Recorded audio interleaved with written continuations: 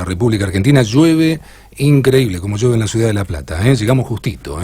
También nuestro invitado, que le damos la bienvenida, tuvo el gesto de venir hasta aquí un día como hoy, recontra anunciado que iba a pasar esto, pero gracias a Dios estamos con el economista Gerardo De Santis. Gerardo, bienvenido a Ni Más Ni Menos, gracias por estar aquí. No, gracias Sergio por la invitación.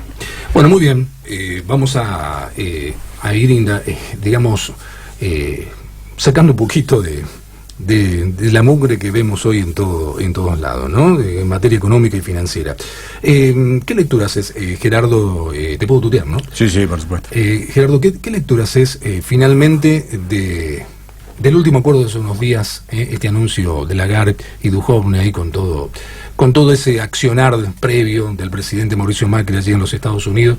¿Qué sensaciones te causa con el FMI, no? Claro está. Bueno, lo que implicó este nuevo modificación del acuerdo, en realidad no es nuevo, vendría a ser una modificación sobre el acuerdo anterior, es que se aumenta lo que el Fondo Monetario nos presta en 7.100 millones y que se adelantan desembolsos que estaban previstos para 2019 y 2020, para 2020 y 2021, para estos últimos 12 meses. De alguna manera para facilitarle al gobierno los compromisos que tiene de vencimientos de deuda y de pagos de intereses. Entonces, porque uno podría decir, hace 3 meses cuando se firmó el acuerdo, en junio, claro, que fue 50, o sea, parece, cuando uno dice 50.000 millones de dólares, parece muchísimo. Pero bueno, después cuando entras a mirar y ves que son 15.000 en aquel momento y después 3.000 en cada trimestre, y que eso se extiende en el tiempo a prácticamente 3 años, y cuando comparás eso, en aquel momento, ¿no? Estamos en julio, y cuando comparás eso con los compromisos que la Argentina tenía, por un lado, desde ese momento para el futuro, y por otro lado, con la situación de crisis cambiaria que estaba sufriendo la Argentina, que había arrancado allá en diciembre de 2017, bueno, rápidamente la cuenta daba que ese monto no alcanzaba. Un poco lo detectamos los economistas rápidamente, pero claramente lo detectó lo que se conoce como el mercado, porque desde ese momento en adelante se empinaron las cosas, o sea, el riesgo país aumentó, la corrida aumentó, y entonces al gobierno se le hizo cuesta arriba, tuvo que seguir aumentando la tasa de interés en pesos para que los que están en pesos se queden con los pesos, siguió vendiendo reservas, la caída de reservas aumentó, o sea, la lectura... ahora el gobierno reconoció, ellos sabían que el acuerdo de los 50.000 no alcanzaba. Obviamente que lo dijeron ahora cuando todo el mundo lo tenía claro, y ahora un poco la pregunta es si esta ampliación alcanza. También muchos se vuelven a preguntar lo mismo, ¿el mercado también? Bueno, podríamos dividirlo en dos.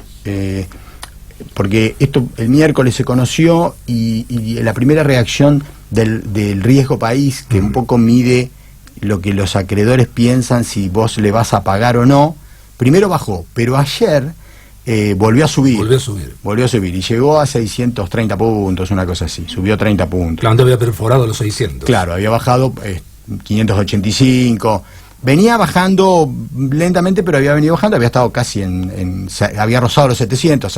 Hasta llegó a tocar algo más de 700 en algún momento. Entonces, pero, o sea, uno podría pensar, si el riesgo país baja, hay cierta tranquilidad y que eso de alguna manera está reflejando que los acreedores tienen garantizado que van a cobrar. Pero lo que ocurrió acá fue, por otro lado, y que tendría que ser la otra parte de lo que uno tiene que mirar, es que el dólar siguió subiendo, la corrida cambiaria continuó, o sea, un poco los datos internos de la economía argentina se deterioraron. Ayer el riesgo país también se deterioró, o sea que ya podríamos sumar todo. Tenemos que ver lo que pasa la semana que viene, pero los datos de ayer viernes son para pensar. Además, ayer hubo una caída de reservas muy importante, alrededor de 550 millones de dólares, que se suma a lo que venía ocurriendo durante todo septiembre, un poco más de 3.000, y a lo que viene ocurriendo desde el principio de año. O sea que, bueno, los datos de ayer, uno si los lee, es un día solo, ¿no? Pero los datos de ayer indican como que la lectura es esto no ha generado la confianza suficiente como para que la cosa se calme. El otro dato importante es que porque entre el acuerdo está establecido que el Banco Central no va a expandir más la base monetaria. De alguna manera, lo que, dicho de otra manera, sería: voy a pagar la tasa de interés que sea para contraer la cantidad de pesos que hay en la economía. Y ayer la tasa llegó al 65%. 65%. Claro. Increíble, increíble. Porque uno se pone a pensar, con esa tasa, ¿se puede producir en la Argentina? Claro, bueno, eso tiene un correlato, bueno, lo dice así, pero eso tiene un correlato, las empresas, las pequeñas empresas, las medianas empresas, que tienen que operar cotidianamente con pesos, si tienen que descontar un cheque, les están cobrando el 70%. Claro. O sea, imposible, no resiste ningún negocio productivo una tasa de interés de semejante envergadura. Entonces, el costo que están teniendo las empresas para su funcionamiento, ya no hablemos para invertir, porque a esta altura claro, no. Nadie está hablando del largo plazo o del mediano plazo. Acá estamos, la economía argentina está en el día a día. ¿Qué pasa hoy? ¿Qué pasó ayer? ¿Qué va a pasar el lunes, el martes y así? Entonces, la cuestión operativa y la necesidad de liquidez de las empresas es carísima, y uno podría decirlo para las familias también. O sea, mucha gente me pregunta y digo, ni se les ocurran financiar compras con la tarjeta de crédito. O sea, claro. Uno en este momento lo peor que puede hacer es financiarse de alguna manera. Entonces, vivir de contado y con lo imprescindible y el día a día, y no tomar ningún tipo de deuda. O sea que ese es un poco el panorama que estamos viviendo, con una tasa de esa magnitud. Y además con un poco lo que el gobierno transmite, que esto o esa tasa va a continuar. Entonces, bueno, hay una restricción de liquidez y de dinero que hace que el costo para las empresas, para las familias, sea altísimo. Bueno, acompaña o es un elemento más que lleva a la economía a esta caída de la actividad económica muy fuerte que estamos teniendo. A mí me tocó ayer hablar con distintos economistas. Uno de ellos había el día previo ya juntado con el nuevo presidente del Banco Central, con también Cañonero, al final primer vicepresidente, que continúa haciéndolo, claro. Y con esta nueva chica que también incorporaron como vicepresidenta segunda, ¿no? Con los tres, para ver cuál era el panorama que tenían ellos. Y este economista me comentó que el sincericidio que le dijeron, que ellos creían que, bueno, finalmente el dólar iba a terminar entre 50 y 52 en lo que resta del año y el año próximo. ¿Pensás lo mismo? Bueno, de hecho, entre las cosas que están acordadas es lo de la banda cambiaria entre 34 y 44, y que que el dólar puede fluctuar entre esos dos valores y el Banco Central ahí no va a intervenir, y que puede, pero no debe, si baja de 34 comprando o si supera los 44 vendiendo, y vendiendo 150. Puede intervenir y hasta 150. Pero ya hasta 150, claro. Pero además que esa banda se ajusta 3% por mes. O sea que el dólar, de acuerdo a lo que dice el gobierno, estaría en 48 a fin de año. O sea que un poquito está cerca de esta estimación. Claro. Entonces, yo creo que la pregunta más difícil es decir cuánto va a estar el dólar en diciembre o en marzo. Está claro que va a seguir subiendo, pero bueno, depende de si digamos, las reglas establecidas por el gobierno son de alguna manera aceptadas. Bueno, estaremos en 48. Si se profundiza la corrida, seguramente estaremos en más. Ahora, ¿cuánto más? Es imposible saber. ¿Qué lectura haces, justamente, Gerardo, cuando ves a un presidente que justamente cuando está yendo a pedir este nuevo apoyo y a transmitir confianza internacional, justamente ese mismo día vos tenés, o dentro de ese mismo viaje, de esa justamente misión, vos tenés un paro como el que tuvimos el 25 del corriente mes, justamente en la Argentina. ¿Qué fotografías distintas, ¿no? Tanto una como otra, un presidente recibiendo un premio, entre comillas, bailando, haciéndose el que está bien o el simpático, buscando, insisto, la confianza con semejante situación económica y financiera, y un paro nacional. ¿Qué lectura como economista? Esta película o esta fotografía o las dos fotografías a la vez, ¿qué sensaciones te causa? Bueno, que obligatoriamente van juntas, o sea, sería imposible que no vayan juntas esas dos fotos. Si vos estás en un programa de acuerdo con el Fondo Monetario Internacional, seguramente estás mal o muy mal. Pensemos que el Fondo Monetario Internacional es el prestamista de última instancia, o sea, te presta el fondo cuando nadie más te quiso prestar, o sea, cuando estás casi quebrado, el último que te puede prestar es el fondo. A su vez, el fondo tiene distintas categorías de crédito de acuerdo a lo mal que está el paciente. Tenés créditos precautorios, créditos flexibles y el stand-by. O sea, para el que está peor, el enfermo que está peor, le dan un stand-by. A nosotros nos dieron un stand-by, junto con un puñado de países que están en una situación crítica. Esto sería terapia intensiva. Claro, exactamente. O de alta complejidad. Exactamente, sí, terapia intensiva, grado 5. Por eso te digo. O sea que, digamos, el mercado dice que la Argentina está fuera del mundo. No le prestamos más. Eso fue lo que dijo el mercado en marzo. Bueno, en enero, en marzo, como querramos. Y el Fondo Monetario dice, además que estás fuera del mundo, sos el que está peor. Y en ese marco, entonces, y bueno, el otro dato claro es que el Fondo Monetario, las recomendaciones de política son, por ahí se habla un poco que ha cambiado porque ya casi nadie digamos, en el fondo no ha cambiado nada.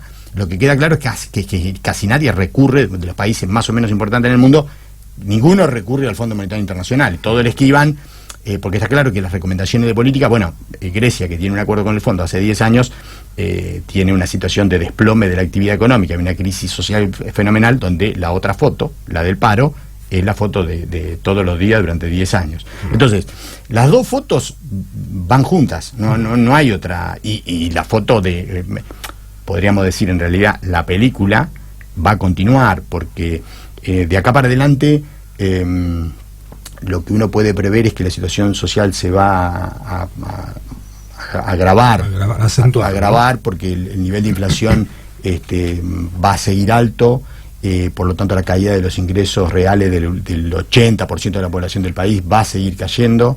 Eso va a dar como resultado que la demanda, el consumo y por lo tanto el nivel de actividad va a seguir cayendo, y eso va a dar como resultado que el nivel de empleo se va a seguir deteriorando. O sea, este gobierno en su mejor momento casi no generó empleo, y lo que generó era empleo de mala calidad, era monotributo, o sea, muy poco empleo formal en su mejor momento. Ahora lo poco que había, ya estamos en valores negativos en términos de empleo privado formal contra el 2015, y lo otro que hay es monotributo.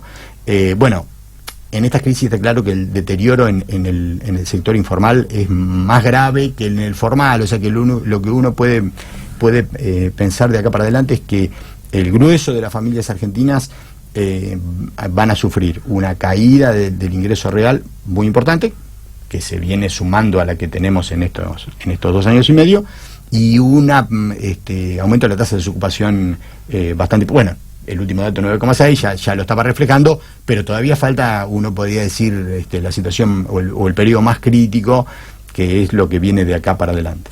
Gente de la Fundación Mediterránea, ¿te acordás? Sí, sí. Donde la que ocupó Cavallo en su momento, aunque sí, ya no está más, están otros.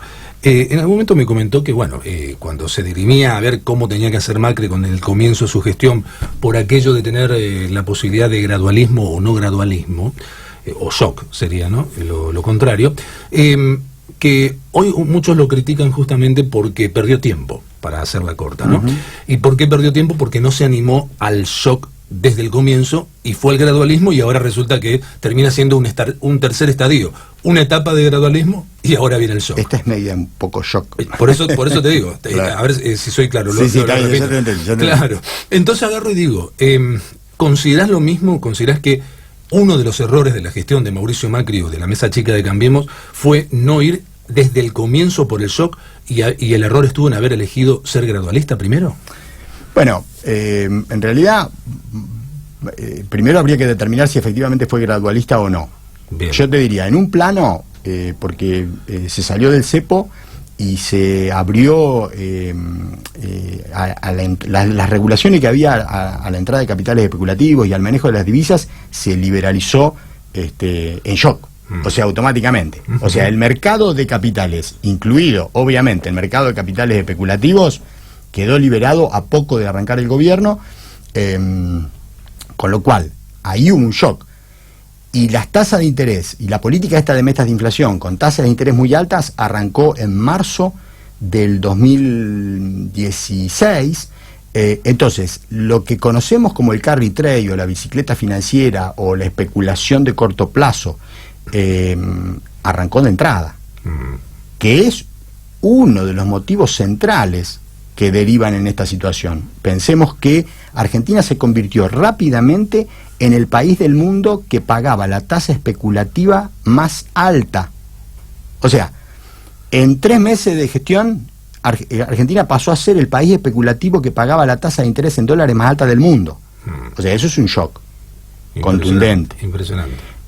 Y eso, digamos, pensemos que el Banco Central pagaba tasas de alrededor del 38% de interés por los famosos LEVAC, emitía esas LEVAC, quitaba pesos de la economía, con un dólar que después de la devaluación inicial de la salida del cepo se mantuvo, yo diría que prácticamente durante 2 años, porque hasta diciembre de 2017, con un ritmo de devaluación muy inferior a las tasas de interés internas, muy inferior. O sea que esa situación de que pagábamos la tasa de interés especulativa más alta del mundo duró 1 año, casi 2. Casi 2 años. Bueno, con que ese panorama.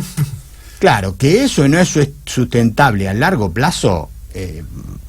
Digo, si yo te digo, te estás endeudando vos en tu casa a un ritmo más alto que toda la familia de la Argentina, pero no un poquito, sino 3 o 4 veces más, y en montos siderales, y no hace falta mucha cuenta más para saber que eso en algún momento se va a terminar. Totalmente. Entonces, en ese aspecto, yo creo que hubo shock. Después uno podría decir, hubo también shock en la recomposición de las rentabilidades a los sectores primarios de la economía argentina. O sea, la transferencia de ingresos por la devaluación y la quita de retenciones y por el pretendido ajuste tarifario que no ocurrió, no porque el gobierno no quiso, sino que no ocurrió porque la justicia se lo impidió. Claro. Pero la política de transferencia de ingresos del 70-80% de la población al 20% más rico fue de shock. Claro. O sea, devaluación, quita de retenciones y pretensión de ajuste tarifario. Lo de las tarifas se moderó, ahí la justicia lo ayudó al gobierno, porque si no la situación del 2016 hubiese sido mucho peor. Pero bueno, eso dio como resultado que tuviste, porque se te cayeron los recursos por la caída de las retenciones, fiscal. Ahora vamos al sector público. Se te cayeron la recaudación fiscal, porque además bajaste los impuestos a los bienes personales, porque además se te cayó la actividad económica y con lo cual se te deterioraron los ingresos fiscales que van vinculados, el IVA, digamos, los impuestos que van directamente vinculados. O sea que, a poco de andar, el gobierno, que había dicho muchas veces el problema del déficit fiscal, el gobierno lo agravó. Teníamos un déficit fiscal que estaba en 4 puntos del producto, y rápidamente lo subió. O sea que ahí tampoco podemos hablar de gradualismo. Entonces, y tampoco y también, o sea, la transferencia de ingresos de buena parte de la población al sector primario se hizo bastante rápido, o sea, en los primeros 6 meses de gestión. Después, bueno, uno puede pensar en el ajuste fiscal, o sea, no fue gradual devolverle las retenciones al sector primario, eso fue rápido. O sea, esa situación derivó en una caída del ingreso real del grueso de la población, que afectó la actividad. Bueno, fue un poco lo que vivimos Después la otra cosa que no fue gradual fue el ritmo de endeudamiento. Yo O sea, la Argentina fue el país del mundo que más deuda tomó en los años que va entre el 2016 y el 2017. En términos absolutos. Y la economía argentina no es la más grande del mundo, ¿eh? No, para nada. O sea que en términos relativos, mejor no saquemos la cuenta en términos relativos, pero la Argentina fue el país que más se endeudó entre el 2016 y 2017 a razón de más o menos 40.000 millones de dólares por año, y este año, o sea que vamos a tener entre los 3 años 120.000 millones de dólares aproximadamente. O sea que todas esas cosas ahí no hubo gradualismo. Claro. Esas cosas se hicieron rápidamente. Uno podría pensar, poniéndose en la cabeza del gobierno, que lo que quedaba un poco por rever es el tema de los ajustes sobre las jubilaciones, el ajuste sobre las provincias, o sea, el gasto público en general, ¿no? Ahí hubo una reducción bueno, con la reparación histórica un poco el gasto en jubilaciones subió, pero después, por términos reales, cayó. Al final tiene menos que antes. Claro, y bueno, y ahora estamos con esta situación de que lo que sí efectivamente se viene es el ajuste fiscal, que ya empezó, porque uno podría decir, los salarios públicos este año han caído en términos reales, o van a caer considerablemente, y lo que se viene es un ajuste fiscal muy importante para el año 2019. Así de clarito, ¿no? Yo creo que después te voy a preguntar por aquello de la reforma laboral, la reforma tributaria que quedó atrasada, pero para mí, yo tengo la teoría, desde mi observación, que al final los objetivos, que se entienda bien, los objetivos de la reforma laboral, al final los argentinos la están ya comenzando a sufrir en carne propia, aunque no haya pasado por el Congreso. Sí. No sé si me explico. Sí. Pero, ¿me aguantás un poquito? ¿Te quedás? Dale. Vamos a una pausa, escuchamos un poquito de música, y vamos que venimos.